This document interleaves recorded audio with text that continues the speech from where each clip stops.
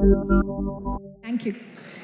Okay, so ఇప్పుడు ఈ సినిమాలోనే కాదు, ఏ సినిమాలో చేసినా 100% డెడికేషన్తో చేసేటువంటి ఒక యాక్ట్రెస్ ఈరోజు మన మధ్యలోనే ఉన్నారు. None other than our very beautiful Rohini గారిని వేదిక మీదకి సాదరంగా ఆహ్వానించేస్తున్నాము. అలాగే ఆవిడ పక్కనే ప్రశాంతి గారు కూర్చొని ఉన్నారు, అక్కడ దీప్తి గారు కూర్చొని ఉన్నారు, సుమయ ఉన్నారు. అందరికీ wishing everybody a very happy women's day. నాకు తెలిసి ఈరోజు కాదు రేపని, but every day is women's day, అందుకని.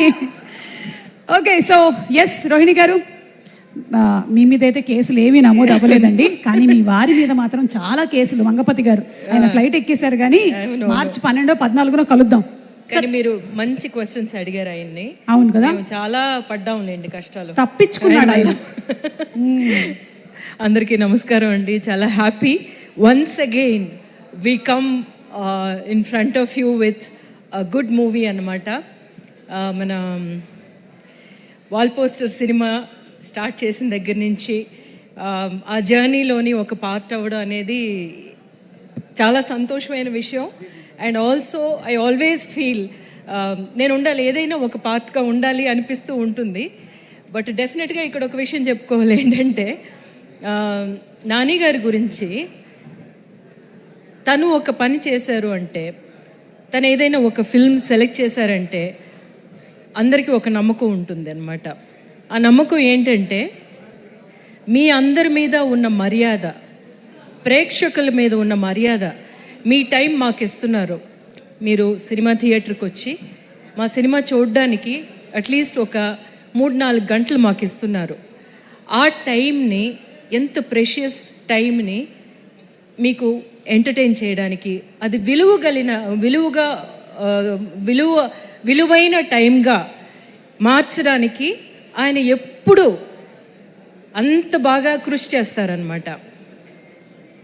అది ఆయన యాక్ట్ చేసే పిక్చర్లు కానీ, లేకపోతే ఆయన అసోసియేట్ అయిన ఏమైనా సరే, ఏ ప్రోగ్రామ్స్ అయినా సరే, దాని తర్వాత వస్తే తను నిర్మించే సినిమాల్లోనూ కూడా అలాగే ఉంటుంది అనేది.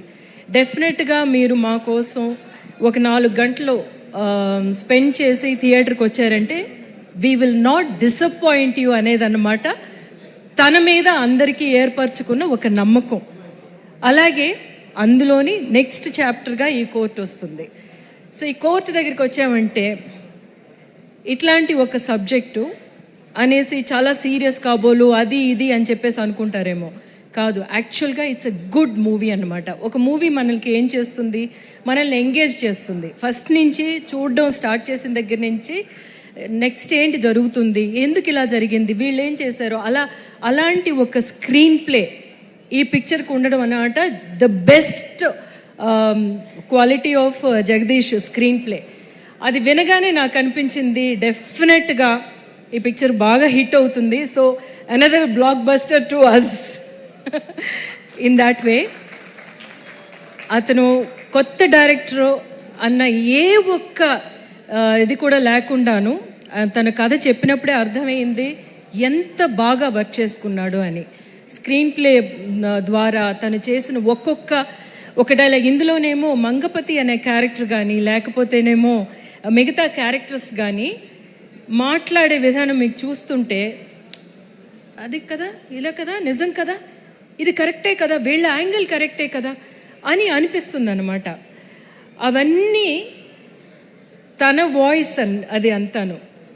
ఇప్పుడు మేము అందరూ మాట్లాడామనుకోండి, అవన్నీ జగదీష్ వాయిస్, తను మేము ఇమిటేట్ చేసాము అంతే ఈ పిక్చర్లో. స్పెషల్లీ మంగపతి గారి క్యారెక్టర్ అలా చూసుకుంటే. So I saw that one director with so much of conviction, so much of clarity. ఒక్క షాట్ కూడా ఎక్స్ట్రా తీయలేదు, ఒక్క షాట్ కూడా ఎక్స్ట్రా అవసరం రాలేదన్నమాట. అలాంటి ఒక డైరెక్టర్ని సపోర్ట్ చేయడం, అది లాస్ట్ వరకు తీసుకురావడానికి ఎంత మంచి అంత మంచి ఒక డైరెక్టర్, ఒక మంచి కథని తీసుకురావాలి అన్న ఒక ఉత్సాహం ఉంటే తప్ప తీసుకురాలేరు. So I'm so happy to be this Sitaratnam. నా సీతారత్నం క్యారెక్టర్ తెస్తే అందరూ అంటారు కదా, ఇంకొక అమ్మ క్యారెక్టర్ అని చెప్పేసి అంటారు. కాదు, ప్రతి అమ్మ క్యారెక్టర్ నాది చూసుకుంటే ఆ అమ్మ చాలా ప్రత్యేకమైన అమ్మే, డెఫినెట్గా కదా. ఒక్కొక్కటి ఒక్కొక్క సిగ్నేచర్ ఉంటుంది. అలా ఉంటే తప్ప నేను చెయ్యను, అలా ఉంటే తప్ప నాని గారు నాకు ఆ క్యారెక్టర్ మీరు చేయాలని చెప్పరు డెఫినెట్గా అనమాట. సో అలా చూసుకుంటే సీతారత్నం అనే క్యారెక్టర్ నాకు 1-2 సీన్స్లో అయితే నేనే కొంచెం నేను చాలా వర్క్ చేయాల్సి వచ్చిందనమాట. అందులోనేమో డైలాగ్స్ ఉండవు. డైలాగ్ ఉండే సీన్స్ ఆఫ్ కోర్స్ మనం ఆర్టిస్టులుగా చాలా ఈజీ అది చేసేయడం, కానీ డైలాగులు లేకుండా కొన్ని విషయాల్ని మనం ఏమో ప్రేక్షకులకి we have to make them understand అనమాట, make them realize the inner journey. So దానికేమో కొన్ని అట్లాంటి దొరకాలని ఎదురు చూస్తూ ఉంటాం యాజ్ అన్ యాక్టర్. సో అట్లాంటి సీన్స్ నాకు ఇచ్చినందుకు Jagadish thank you so much. And ఇందులోనేమో ఇది చాలా important film for Priyadarshi, because as an actor I see it's going to be a different angle anamata, and I wish you that from here you're going to make so many movies. ఒక్కొక్క ఆర్టిస్ట్కి రండి బాగా hit అవ్వడానికి కొన్ని విషయాలు ఉంటాయి. నా అబ్జర్వేషన్లో నేను చూశాను అనమాట. అందులోని ఒక పెక్యులియర్ వాయిస్ ఉన్న వాళ్ళందరూ ఏదో ఒక విధంగా సక్సెస్ అవుతారు. నాకు రమ్యకృష్ణ గారి వాయిస్ చాలా ఇష్టం, ఎందుకంటే ఆవిడది చాలా పెక్యులర్ వాయిస్ అనమాట. అట్లాంటి ఒక పెక్యులర్ వాయిస్ వచ్చి ప్రియదర్శి గారు మాట్లాడుతున్నప్పుడు నేను ఎప్పుడు అబ్జర్వ్ చేస్తానన్నమాట. సో అట్లాంటి వాయిస్ ఉన్నప్పుడు వాళ్ళ పెర్ఫార్మెన్స్ చాలా యూనిక్గా ఉంటుంది. సో వాయిస్ మీద కొంచెం కాన్సన్ట్రేట్ చేసి చూడండి మీరు, and you have a very interesting voice అనమాట. So that is an added advantage for you. That's what I wanted to say. ఇంకా వస్తేనేమో ఎప్పుడు మనం ఒక మంచి ప్యూర్ లవ్ స్టోరీ చూస్తే మనం వెళ్ళిపోతాం. అలాంటి ఒక లవ్ స్టోరీ ఈ పిక్చరు.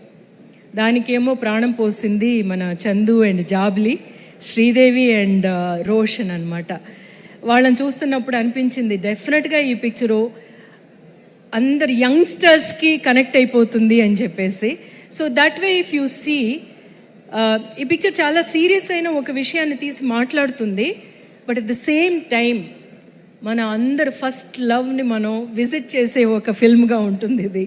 ఆ ఫస్ట్ లవ్ అంత ప్యూర్ ఎమోషన్, అసలు అంత ఇన్నసెన్స్తోని మనకి ఎప్పుడు ఆ ఫస్ట్ లవ్ మనం మర్చిపోలేము. అలాగే ఈ పిక్చర్ కూడా మీకు చాలా చాలా చాలా స్పెషల్ అయిన ఒక ఫిల్మ్ ఇది.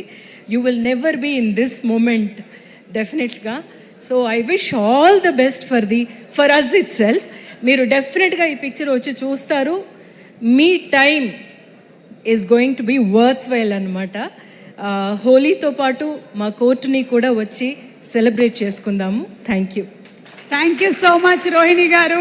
నా పేరు రోషిని అంటారేంటి? అంటే ఇందాక వెలుతురు లేదు కదండి, అందుకని రోషిని అన్నా. Okay, thank you so much Rohini garu. Thank you very much, and looking forward to seeing you in the movie on March 14th. Yes, at 12th annaru mari aa premieres. Yeah, premieres andarki 14th.